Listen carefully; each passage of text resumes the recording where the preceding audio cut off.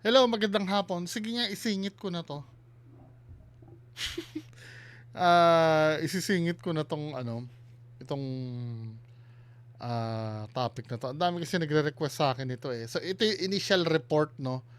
Ito ay nung January 28. Finorward sa akin ito ni Sir GC.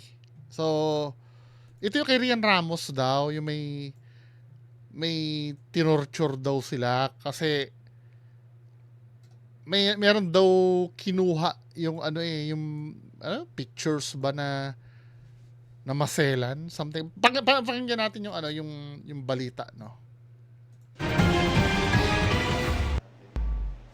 Kasama ang Volunteers Against Crime and Corruption o VACC, nagtungo sa tanggapan ng National Bureau of Investigation sa Pasay City si alias Totoy, 40 anyos, na nagpakilalang driver at personal assistant ng aktres na si Rian Ramos. Inirereklamo niya ang kanyang amo, kaibigan nitong Beauty Queen actress na si Michelle D, 2 bodyguard at 2 member ng PNP. Kwento ng complainant, noong January 17, pagkagaling sa isang taping, bigla raw siyang persang iniakyat sa condo unit ni Ramos at D. Pinaamin daw siya tungkol sa angpaw na umano'y kinuha niya mula sa condo unit. Naglalaman daw ang angpaw ng ilang mga sensitibong larawan. Kinausap ako ng pulis, nasa iyo ba talaga? Sabi ko, wala po sir. Sabi ko, Sa condo unit, kinulong daw siya ng 3 araw habang paulit-ulit na binubugbog ng 2 bodyguard ni D. bigla pa akong hinatak ng 2 bodyguard. Tapos yun, nagbubugbog nila ako sa loob. Sinisipa ako, suntok, kahit sa gilid ng CR. Si D, kasama raw sa gumulpi sa kanya. Binugbog ka muna ni... Michelle, Sino Michelle? Michelle D. Paano kanya binugbog? Pinatayo ako niya, tapos pinikmurahan ako, sabi niya, akin na. Sabi niya, sa akin, para mata. Na-curious tuloy ako doon. Ano yung sensitibong larawan? Ano, larawan nilang tatlo? Nagti-threesome sila. Joke lang. Parang napaka big deal nung nung larawan ng tatlo. 'Di ba? Tapos ang natin, usapan, akin na yun. Tapos sabi ko, ma'am, wala po sa akin. Pag sabi ko wala, titirahin na naman niya ako. Binugahan niya ako ng alcohol, buong katawan ko, pati mata ko. Tapos yung ginawakan niya dito, tinusok mata ko ng 2 daliri niya. Pati umano si Ramos, sinaktan Dapat gumanong ka, siya. sir. Sinapak po niya ako dito. Yun nakainom siya eh. Tapos binatukan niya ako dito, di ko mabilang, walang bisis. Pero giit ni Totoy, wala sa kanya ang hinahanap na larawan. Tumapit sa akin si Ma'am Rian. Sabi Maria sa akin, ibigay mo na kasi yung isa na yun. Sabi ko, ma'am, wala po. Wala akong maibigay. Sabi ko, kasi wala sa akin. Sa isang punto, may narinig daw siyang pag-uusap ng mga bodyguard. May narinig ako na, tapusan nila ako. Tapusin mo sa buhay ko. Kaya tumalon ako. Saan ka tumalon sa'yo? Sa 39th floor. Nung pagtalong ko po, pag-dive ko ng 39th floor sa bintana, sa kusina. Basta nag-dive lang ako. 25th floor, sabi ng guard. 25. Opo, may nawakan pa ako na lubid. Nung nakawag po ako sa lubid, bukas pa yung 25th floor, nakapasok po ako sa may kwarto, may kusina ng mga babae. Dito sa part na to, maraming hindi naniniwala. Parang ala action star daw yung istorya. Pero ayaw kong humusga muna. 'Di ba? Kasi weird things do happen pagka pag nagkakatarantahan eh. 'Di ba meron ngang nagva-viral minsan sa YouTube mga events na you won't believe kung hindi na videohan yung pangyayari. Bigyan natin benefit of the doubt. Parang kwarto siya. Doon ako dumaan. At po pagbaba ko, mayroon na po nakabang doon yung OIC. Tapos yung bodyguard niya. Yung dinampot ulit ako, inakyat ako sa taas ulit. Noong January 19, dinala raw siya ni na Michelle D sa istasyon ng pulis at inireklamo ng qualified theft. Doon, nakaranas daw muli siya ng pananakit. Sabi sa akin, Siyempre may impluwensya no? Ano ni Sam Versosa eh. bukain mo yung kamay mo. Pinanyang ko sir yung kamay ko. Hinampas niya bigla ng parang sa arnis. Yung parang sa kawayan. Bigla ito sir na mula. Mabas agad ng dugo. Tapos paglabas niya, isa naman medyo mataba na mababa na pulis. Pagpasok niya, nakachinilas lang kasi ako eh. Paka niya pa ako. Didiin niya. Pato siya. Oo, parang kumbat. Noong January 22, nakalabas daw siya ng police station, makarang i-dismiss ng Makati Prosecutor's Office ang reklamong inihain laban sa kanya. Kanina, ipinakita sa amin ni alias Totoy ang mga sugat na kanyang tinamo na resulta umano ng ginawang pananakit sa kanya. We took recognition of the case kasi may timbang. Una, yung he was detained for 3 days. Tapos, physically, Illegal, Kung ang ebidensya illegal detention ay yun. nagbibigay para sampahan ng isang kaso, itong mga nasa likod ng krimen na kanyang binabanggit ay gagawin natin. Kasama rin sa kanyang inireklamo ang kaibigan ni Landillo. Ramos at D na beauty queen na si Samantha Panlilio na nanakit din daw sa kanya. Ang kanyang reklamo, pininumpaan na niya kanina sa NBI. Ayon sa abogado ni Ramos at D, sasagot sila sa oras na makakuha sila ng kopya ng reklamong isinumite ng complainant. Pero giit nila, wala raw insidente ng illegal detention dahil si alias Totoy daw ay residente rin ng kondo bilang driver ni Ramos. Ang huli raw insidente ng kanyang mga kliyente kay alias Totoy ay no maghain si D ng kasong kriminal para sa qualified theft laban kay alias Totoy at nagsauli pa raw siya ng ilang gamit kay D. Wala raw maisip na ibang dahilan sina Ramos at D sa reklamo ni alias Totoy. Yun din iniisip ko eh. Ano ang motibo para gawin yun? Kasi ako may intindihan ko, for example, si Rian Ramos or itong mga babae na to ay mga politiko. Siyempre, ang unang iisipin natin dyan, baka mamaya pakana yan ng ng mga kaaway nila sa politiko. 'Di ba? Kadalasan ganun eh. Pero anong meron sa mga to? Bakit Bakit gagawan sila ng istorya na ganun? Yun ang kailangan malaman eh. Kundi para makaganti sa kanila sa qualified theft case. Doon sa qualified theft. Kasi sinampahan ng qualified theft. Tapos maggagawa ng istorya na ganun para makaganti.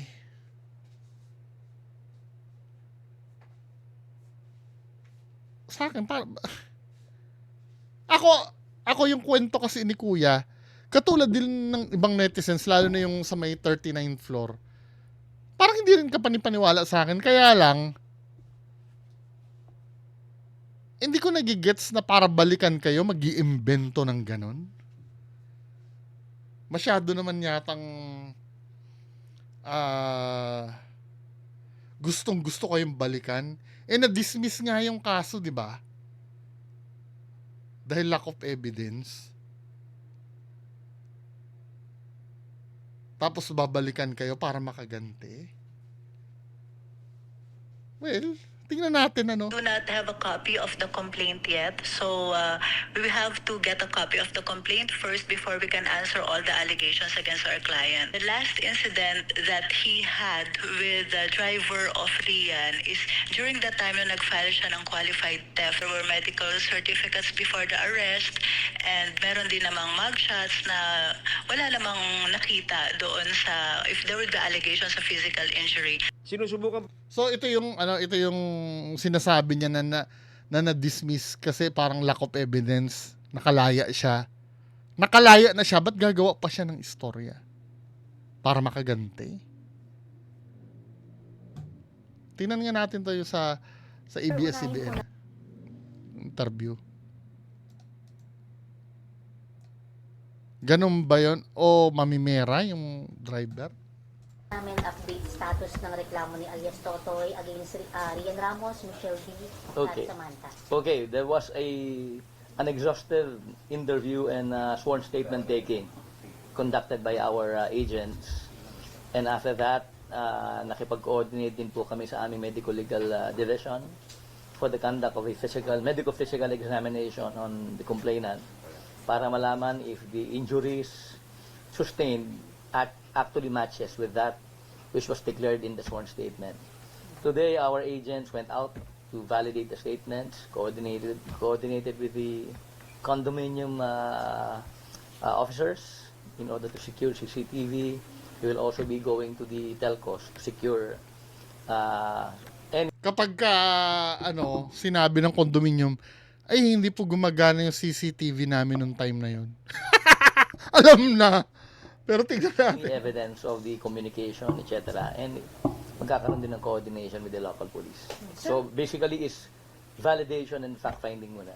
So, iimbitahan ba natin sila, yung mga nirereklamo, yung tatlong nirereklamo? Okay, ano yan eh. Ang proseso kasi ng NBI, the moment a subpoena is sent to a person being complained or a respondent of a particular case, is that we would like the confrontation to be done at a time na meron ng ebidensya. Kasi the reason for the subpoena is for them to be notified of the nature of the investigation being conducted by the NBI and the type of evidence collected. So, yun yung unang-una. Pangalawa, for them to be given the chance to explain their side. Kasi karapatan din naman nilang magbigay ng kanilang paliwanag dun sa reklamong ibinigay sa kanila. So, yung subpoena may come on a later date. Malamang. Ganun po. That's hypothetical. Nangyayari po yan in practically all kinds of investigation. Doon sa kahapon, we saw you, kausap niyo po yung victim, ano po ang assessment niyo sa kanya, lalo na sa pagsasabi ng totoo, o di ba, credibility ang sinecheck po ninyo? Okay, sa amin naman kasi, because we are evidence-based, hindi naman nangangahulugan na kapag nagpunta sa atin ng complainant, pinapaniwalaan natin eh. Ito po ay standard, regardless kung sino po ang magpa-file ng complaint o hindi, at kung sino o popular man o hindi yung taong nirereklamo. Woo! Pag high profile, ang bilis eh. Woo! It's a standard process. Ah, bakit ngayon lang na TV na may nag-complain sa inyong ganyan? We do. We have to check the credibility and the truthfulness of the statements being offered by the victim or the complainants. And how do we do that? We have to take field works in order to verify kung saan nangyari, interviewin ng mga witnesses, manghingi ng mga records ng CCTV, whatsoever. So, yan po, hindi namin masabi kung credible or what. What we are actually doing is validation and fact-finding. Okay.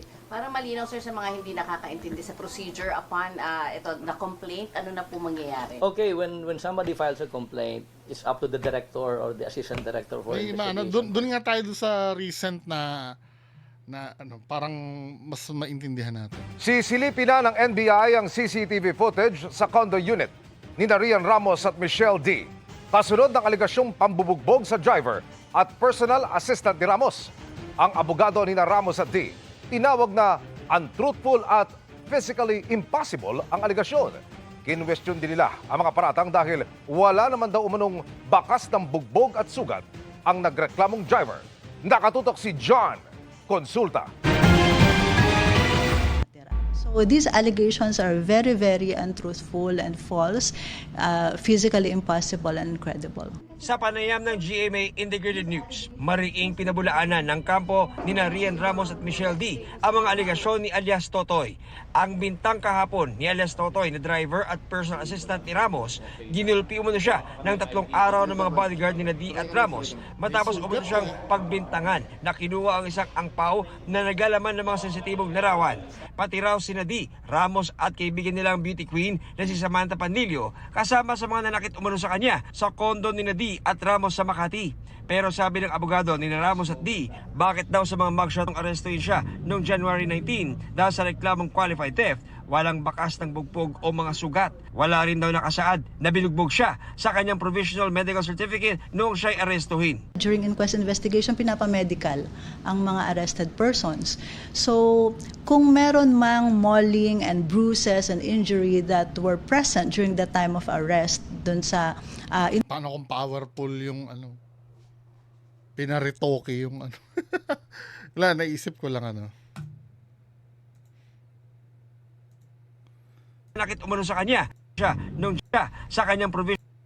kung meron mang mauling and bruises and injury that were present during the time of arrest dun sa inquest investigation, dapat nakita na yon sa medical. And the medical would show na walang nakitang signs of any injury and bruises on January 19. Yun yung hindi namin matanggap kasi dahil wala talagang ganong insidente. May napansin din daw sila nang magpa-interview si alias Totoy sa media kahapon. You could see how he showed his body to the media yesterday. Wala siyang injury sa katawan. For 3 days mauling, that would be out of human nature and natural course of things na ganon kalinis yung katawan mo. Tapos wala siyang injury sa mata. Oo nga, parang napansin ko din, no? Maliban na lang kung kinuryente siya. Kasi alam nyo, may share ako sa inyo. Hindi ko nasasabihin kung saan na. Di ba, nagtrabaho ako sa retail? Di ba uso ang shoplifting? Kasi kami, pag may nahuling shoplifter, hindi na namin pinapa-inquest. O pinapakulong, pero hindi na namin ina-attenda ng hearing. 'Di ba? Hindi na namin siya ina-attenda ng hearing kasi nakakatamad at abala sa trabaho. May mga manager doon sa pinagtatrabahuhan ko dati. Ang ginagawa, binubugbog na lang yung shoplifter sa warehouse. Pipiringan yung shoplifter, tapos bubugbugin. Wag lang sa muka, sa katawan lang. Then may nagsumbong, may mga pasa. Alam mo yung ginawa nung mga ibang manager, kinukuryente. Alam mo yung ang gagawin nila? Totoo ito. Isasaksak nila yung isang cord, tapos kukuryentehin nila. Kasi para walang makikitang something sa katawan. Totoo yun. Hindi ko na sabihin kung saang Kasi nasaksihan ng 2 tao. Trainee pa ako nun eh. Parang ang nangyayari, may kumpulan sa warehouse. So, ano yun? Yun nga. May nahuling shoplifter eh. Di ba pakukulong niyan? Pwede naman, kaya lang uulit yun eh. Pagka pinakulong ka, kasi hindi mo naman maa-attenda na hearing nun, makakalaya din yun eh. Kaya as much as possible, gagantihan na lang. Ang cruel, Naalala ko lang kasi... Di ba, wala siyang injury sa face. Malabo rin daw ang aligasyong kasama sa Gumul PCD dahil nasa Iloilo raw ito noong January 17 para sa isang event. This is not true because as early as January 17, wala sa Metro Manila si Michelle. Nasa Iloilo siya. And records would show that. We have copies of her plane tickets as well as yung mga posts sa Iloilo because she was there for Miss Iloilo for the Dinagyang Festival. There are a lot of posts from other people also who can attest that she was there the whole day of January 17. Kasama sa mga nagpapatunay na nasa Iloilo City, ang fashion designer na si Jojo Bragais na kasama raw ni Di noon. Pero ang sabi ni alias Totoy, Tapos habang ko binubugbog ni Michelle, may narinig pa ako na na nagtawag kanya na ma'am, malapit na flight mo, mag-6 na. Ang sabi niya, kaya pa naman. Maya-maya umalis siya. Pagbalik niya, may bitbit na siya, maliit na bag. Nakabihis na siya, tapos may nagdala na ng malita niya palabas. Sana lang they will not be judged outright. Kasi syempre, may accusation against them. At saka yung mahirap mayaman na laban eh. Yan laging mga utak teleserye, di ba? Siyempre, pag mahirap, yun ang kakampihan ng mga tao. Mayaman itong mga to. Diba? Mga utak teleserye natin kababayan, ganyan eh. Under investigation pa po yung complaint sheet na i-file sa NBI. Hindi pa po yun criminal complaint. So let the NBI investigate about it. Tingnan po natin ang magiging findings. ang abogado ni Sam Panlilio, sinabing kinakalap pa nila ang lahat ng facts at mga pahayag bago makapagbigay ng pahayag. Si alias Totoy naman bumalik sa NBI para magbigay ng dagdag na detalye sa kanyang reklamo. Sabi niya ngayon, matapos daw ang pambubugbog sa kanya, nagpunta pa raw sa kanilang bahay sa Northern Samar ang ilang tauhan ni Dee.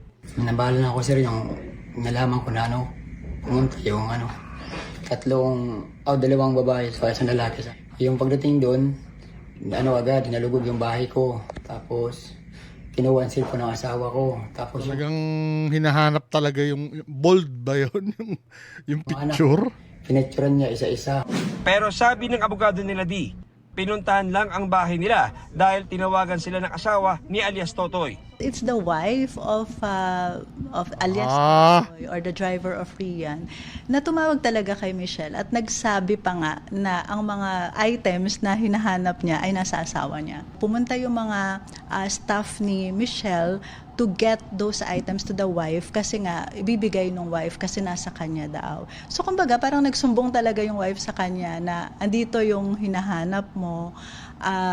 Nagulat nga daw siya bakit may mga ganon dun sa asawa niya. She confronted the driver of Rian about it. Siyempre, constrained na rin yung driver na sabihin na ako talaga po ang kumuha at akala ko po kasi ay may lamang pera yung ampaw na yun. Nagpalabas naman ng pahayag ang Yung ampaw na. So meron talaga. May ampaw. Talaga. Ang laman mga bold na litrato. Makati Police na makikipagtulungan sila sa NBI sa gagawing investigasyon tungkol sa akusasyon ni alias Totoy ng pananakit ng 2 nilang tauhan habang ito'y nasa kanilang kustodiya. Kinakailangan i-verify natin yung katotohanan sa mga allegations na to at gagawin natin ito by number 1, interviewing witnesses. We will have to go to the place So where parang, the incident parang nakukuha ko na yung happened doon sa binabanggit niyang kondo. Kung pwede tayong makakuha ng records ng report kung meron man. Considering na nangyari ito several days pa, tatanungin natin yung expert opinion ng doktor kung pwede bang mag-heal yung mga injuries nito. And all of this have been completed para naman meron na tayong may harap doon sa ating mga respondents. Magpapadala po tayo ng subpoena. Hihilingin ng NBI na makuha ang mga Subpoena. CCTV ng condo unit pati na ang CCTV ng Makati Police para matukoy ang katotohanan. Para sa GMA So ito yung nakikita ko. So totoo talaga yung may pagnanakaw. Kasi yung pagnanakaw kasi na bintang ano yun magkaiba ang version Syempre sa suspect hindi totoong nagnakaw siya. Pinagbintangan siya. At sa part naman nila Rian Ramos, totoo na may ninakaw talaga. So yung insidente ng pagnanakaw, meron talaga. 'Di ba?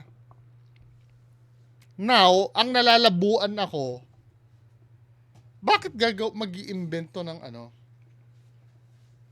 istorya yung driver dahil lang para makagante do sa kasong final niya? Pinalaya na siya, wala namang parang napatunayan, 'di ba? Dahil parang binasura daw ng fiscal yung complaint kasi parang lack of evidence, something like that. Sa part na yon, parang ito opinion ko na lang to ha, depende sa inyo. Sa part na yon, parang may something ako na pumapanig dun sa driver Kasi unang-una nabasura sa piskal daw So hindi totoo yung bintang ng pagnanakaw. Now, ang questionable lang sa akin, yung mga sugat nga, but parang alam ko dapat ngayon pa nga lang kung binugbog ka, masakit pa yan At kung mag-iimbento siya, yun nga sinasabi ko, ano naman ang motibo dahil dun lang?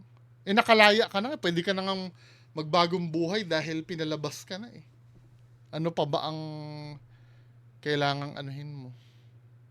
Habulin mo dun. Anyway, malalaman natin sa mga susunod na araw kung ano talaga yung nangyari. So okay na napag-usapan na po natin. Magandang hapon po sa inyong lahat. Bye-bye.